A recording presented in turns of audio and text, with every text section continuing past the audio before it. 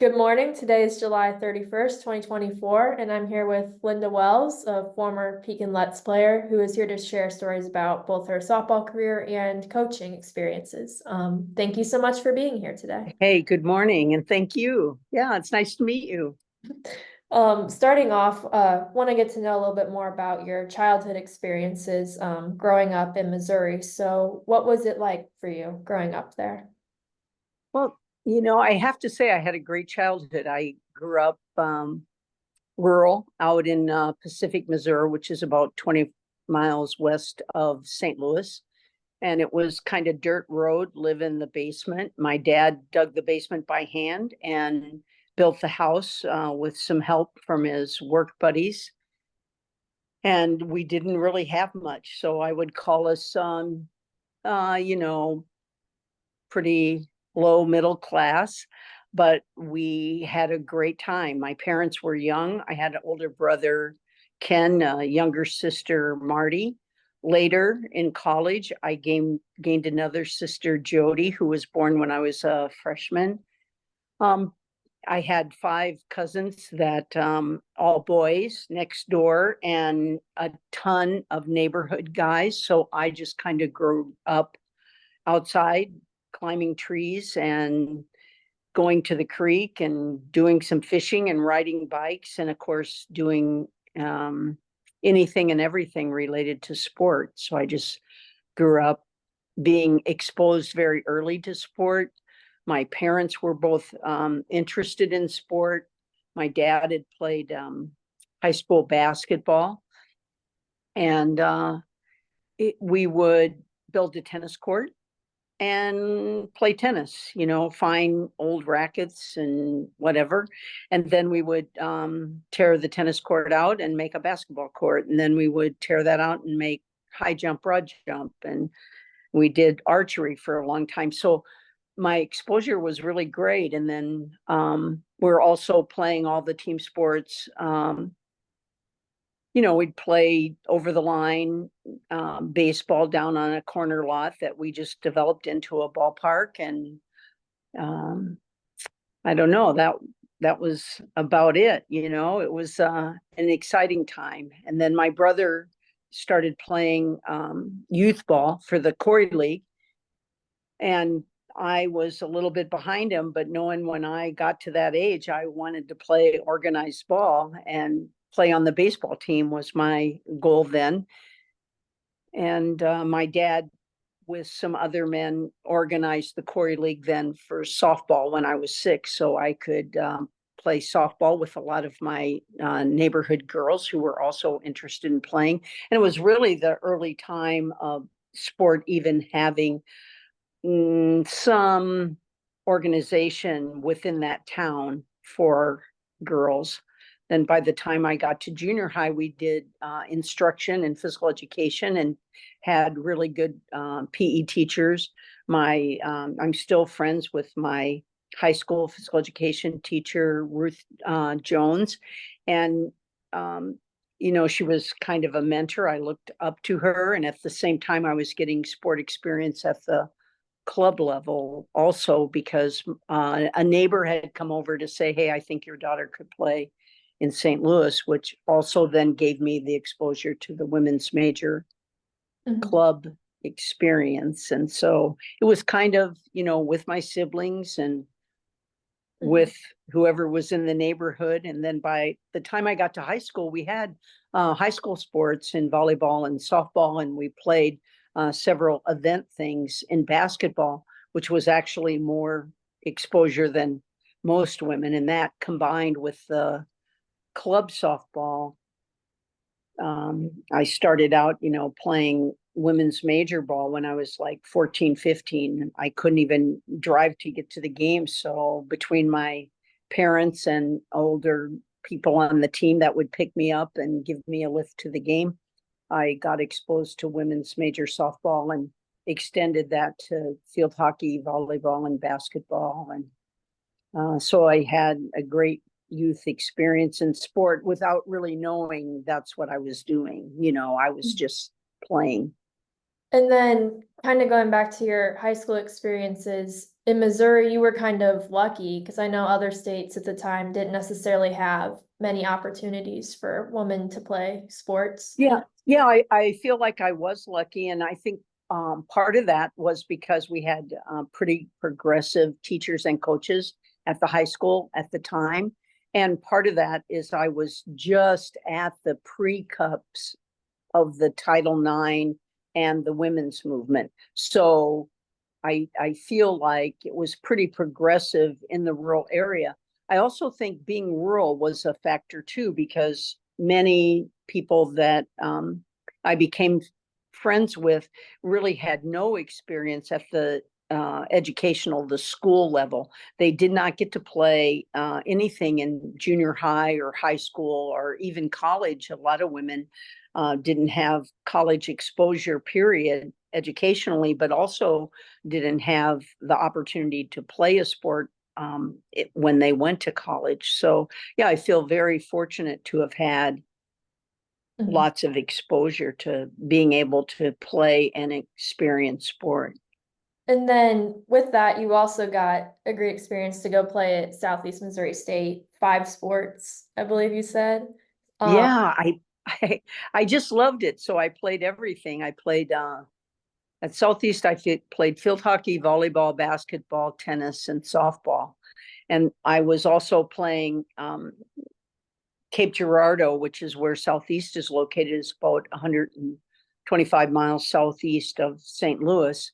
And I would drive back and forth so I could keep my women's major teams going too. So I always liked school, so I liked uh, education. I enjoyed my classes. I enjoyed my academic experience, and then the the athletic program wasn't extensive, but I have to hand it again to the women that were physical education majors or PE teachers at the time, because many of them really extended themselves to be volunteer coaches so that we could have some opportunity for intercollegiate play. It was also at the very very first time when you began to hear about, oh, maybe this team might have been giving somebody some money for financial aid, but to play a sport. And so it was all beginning to tumble then. And although women had competed for a long time, all of the competition was, of course, basically outside of the college and high school venues. Yeah, so can you kind of talk about a little jumping ahead a little bit to your college coaching experience, but you can kind of connect it. So your experience playing in college kind of right before Title IX, then coaching after Title IX. What differences did you notice? Well, Title IX just brought about the excitement of maybe finally we're going to get something. So when I was in college, even with the exposure that we had to intercollegiate competition, a lot of times I would drive my own car and take half the team with me. You know, we would meet there and maybe the coach would show up, or oh shoot, I lost you. Did you lose me or not? No, you're good. Okay. Um, so anyway, I I just felt like going there. Because I had had so much experience to play, it was the beginning of the sports being offered at the intercollegiate level. So at the college level, they were similar maybe to what was happening at a lot of the educational institutions, is that women were engaged in intramural play and extramural play, and they had some sports, they called them club sports, but they didn't really have true funding. A lot of them were, kind of stealing from a budget in physical education or in recreational sports in order to fund. And when I came, it was right at Title IX, and they began to open up funding for intercollegiate sport and take on the intercollegiate value of competition. So I was able to begin my coaching career at the same time I went there to be a graduate assistant and a lab assistant and a teaching assistant, and then began my coaching career there by coaching volleyball, basketball, and softball. So I was just so opportune to be there, and so fortunate that I had a strong background in sport, that I was able to become the first full-time woman to coach at the University of Minnesota, volleyball, basketball, and softball. And even though you say, I mean, it was very exciting time in the feminist movement as well as in Title IX, but women were working double and triple time, like myself, to coach multiple sports, to try to find talent for multiple sports. And we were also operating administratively much of the competition itself in terms of organizing tournaments and implementing them and doing evaluations, creating opportunities for all Americans. So there were so many things to be added that although it was exciting, it was also challenging to meet all of the efforts required to be a coach at that time in that era. Oh yeah, for sure. And then kind of jumping afterwards, you finished your college career, got your first coaching job, and you also played for the women's professional softball league, St. Louis Hummers and another team, I believe. Can you talk about your experiences playing in that league?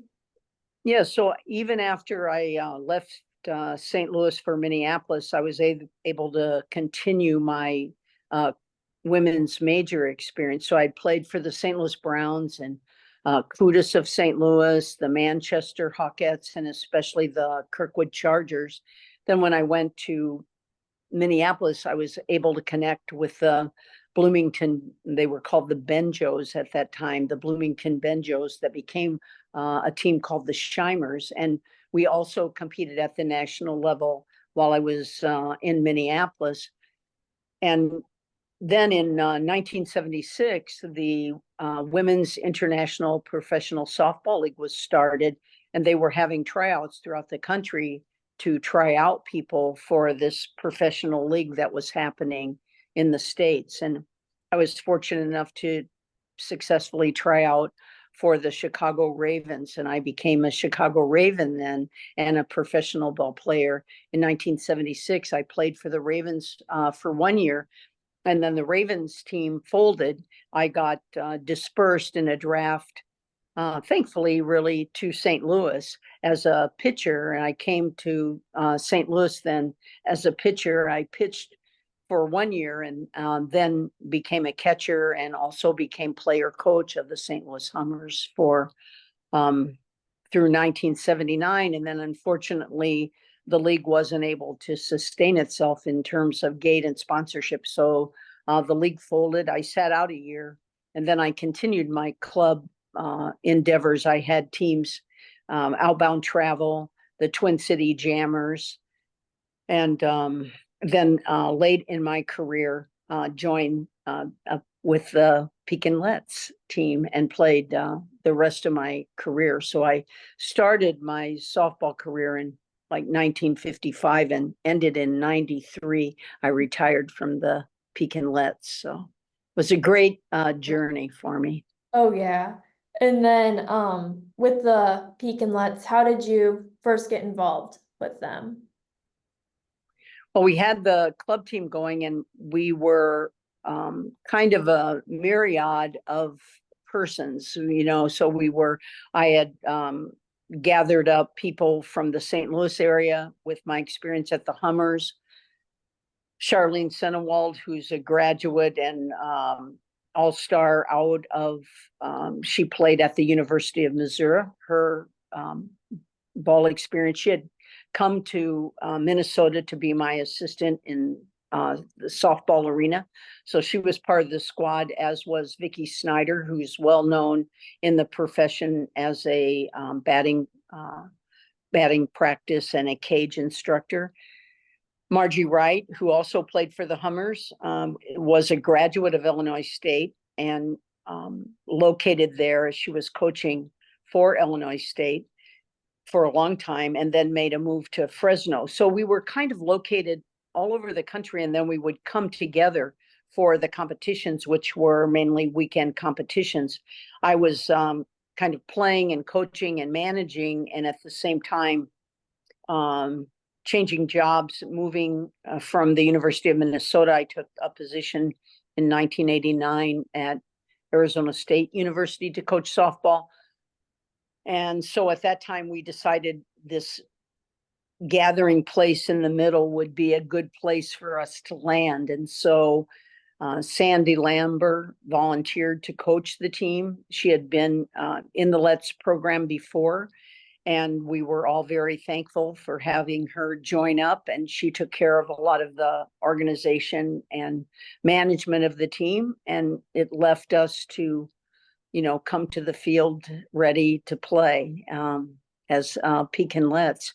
And of course, Pekin Let's to us was a very important team in the history of women's major softball, because they had long standing as a definite important franchise and a great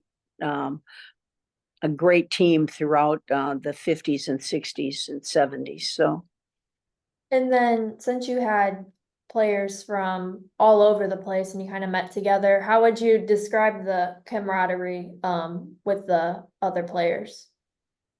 oh, I think it was amazing. We developed friendships that have lasted now throughout our lives, and we still stay in touch. I'm still in touch on an annual basis with Sandy, and the Hummers have had opportunity to get together.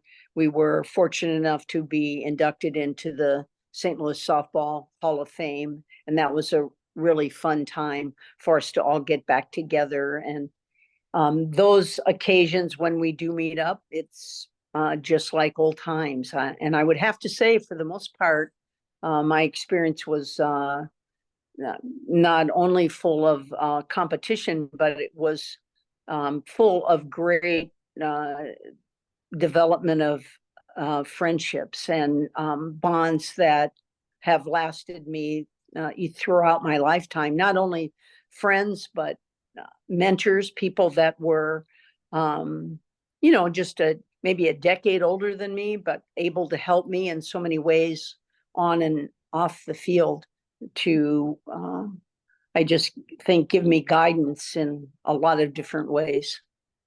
And then do you have any specific memories from your time with the Let's? Any specific tournaments or games that stood out to you?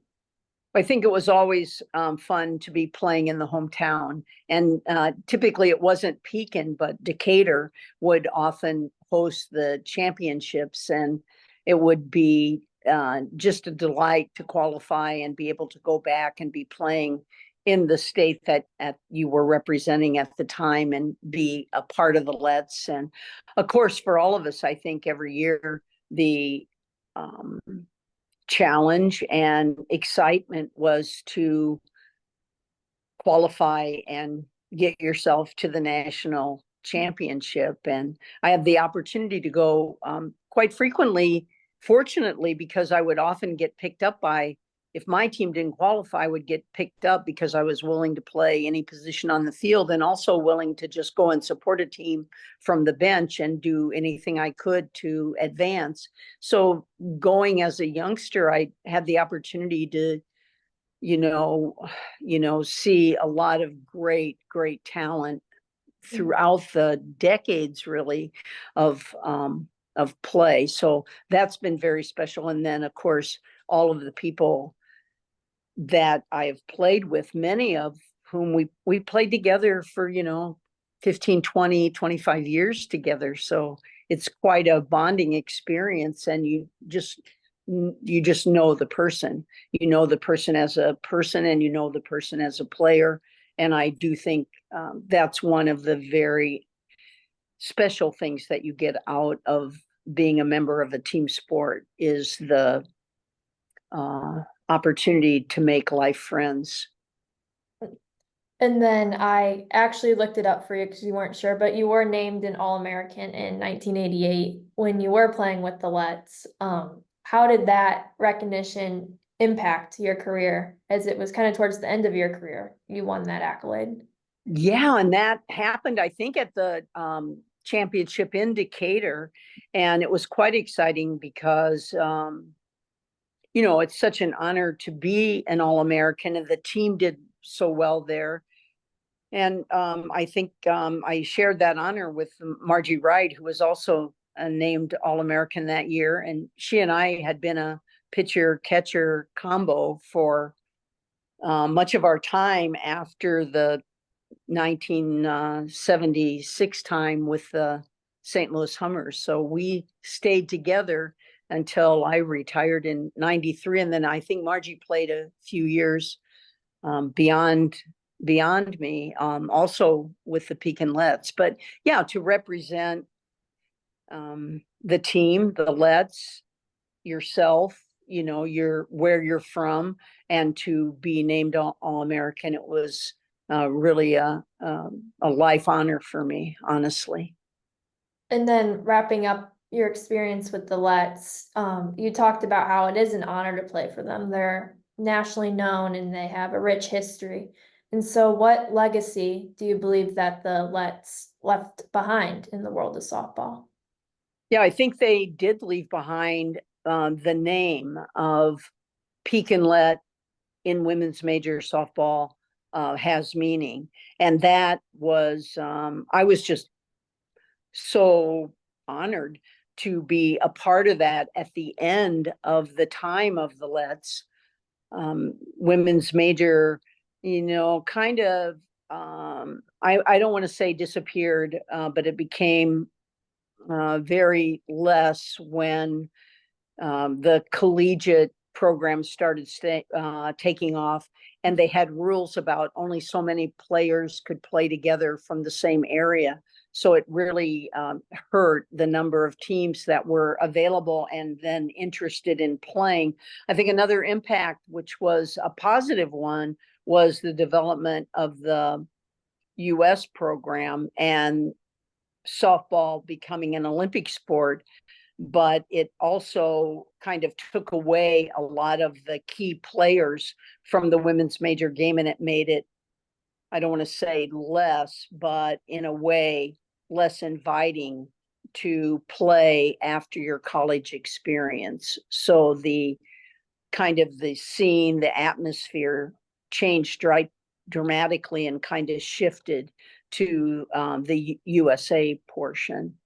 I was really fortunate to be able to coach the USA in 85 and 87 with one of the all-time greatest coaches ever, Carol Spanks. And she and I were able to help the team to gold medals in 85 in Australia and also 87 in the Pan American Games. But this was before, again, softball was an Olympic sport, which didn't happen until 96. So And I then, was, oh, go ahead. You can finish up. yeah, well, I just wanted to say then I was on the USA staff to be a coach for the USA, and was in 85 and 87. And then I went on at the end of my career. I retired from ASU in 2005, but from 2002 to 2005, I was concurrently coaching the Greek national and Olympic teams. And I coached the Greek team in 2004 in the games in Athens, and then was the pitching coach for the Netherlands in Beijing for the 2008 games. So that's another experience, being part of the Olympics, that I'm especially enjoying right now. It's the 20th anniversary of our time together at the Athens games. And so myself and the Greek team are really looking forward to a reunion later in the month, but also enjoying sharing pictures and memories from our time together. And I think that is the thing about it. I've been so lucky to have so many opportunities, and I've won a lot. I've won a lot and been around winning. But it's the I think it's the relationships that make it all worthwhile in the end, and then of course make it so worthwhile to look back on. And now all my experiences, but one of the greats was, to become an All-American with Margie Wright as a Pekin-Let, a very special team that has a very special place. Lori Ramsey, of course, was a great pitcher for so many years from the Lets, and she actually is a little older than me, but grew up about 20 minutes from me, and I was aware of what kind of talent brewed out of Washington, Missouri, to be a member of the Pekin-Lets. And so it made me proud to be part of the Let program and to have the experience of representing such a well-known and well-respected team like the Lets. And then going back to your coaching experiences, obviously you started at Minnesota, first coach there, started the program, and then ending kind of like with your Olympic team in Greece and with the Netherlands. I'm sure there's a big difference between the sport of softball between those years. Could you maybe explain that? Well, I think the early years at Minnesota, all of them were exciting, and I'll say that there's something there related to the heart that is very, very special, because it isn't like women hadn't been playing. They were playing club ball, and they were playing, maybe on an extramural team at the U. But when it became intercollegiate, those women were so giving. There weren't budgets. It isn't like we were well served. It was like we finally had a team, and we put up our own home run fence, and I personally dragged the field and put the bases out and lined it. And maybe we would have a meal on the road, and we would go travel in vans. And I remember for one volleyball championship, I stayed with the entire team in one giant room, and that's what we had. But it was the experience and getting the opportunity to compete as a Minnesota Gopher, and there was great pride in that. And now there is a sisterhood of those women that played during that era that just have a very special appreciation for what they had as athletes and intercollegiate athletes, all the way up to, I think, the kind of same but different appreciation that every graduating class has of the pride to represent the school. And of course, it was such a great feeling to have the opportunity to coach in the Olympic Games and to experience all of the relationships and competition that the Olympics brings forward. I think that's why people are encouraged to follow it, and to support the teams, and to just have great appreciation for the sacrifices that athletes make in order to train and bring themselves to competition. And at the same time, it's not different than someone who's playing an instrument, someone who is in theater, someone who's training to be a physician. I think it's all a testament to just humanity trying to be the best you can be in whatever arena you find yourself. And then, as your time as a coach, what would you say your role was as an advocate for women's sports? Well, I definitely was a feminist, a warrior for equality. I was definitely, and probably still am, much a right fighter and a let's get to the bottom of it. I embrace kind of the debate and the discussion and the come up with the conclusion that best serves everyone. But I was also interested in developing the players as best I could with the resources that I had, and always hoped. Maybe I think this a little bit because, you know, I had a lot of women along the way that volunteered their time so that I had an opportunity to have competition. And they weren't always the most highly trained in the sport, and they weren't always, excellent athletes themselves. Sometimes they didn't even have experience playing the sport. But I remembered how much they gave to me by giving me an opportunity, and I wanted to do the best I could for those athletes, to give them the best I could in knowledge and exposure to the game, the opportunity to learn the game, the opportunity to learn lessons from the game, and to find joy in the game and joy with one another. And I look back and I'm so proud of so many of the Olympians or the Pan Americans or the alumni from Minnesota and ASU that I stay in touch with. And I'm just so proud of all they've been able to do. So I think that's my reward, actually. Mhm. And then what advice would you give to maybe young girls who are going to watch this, who are starting to play softball? I would say now there's a lot put on, goal setting and, the eye on the Olympics. And I think that's fine to have effort toward success.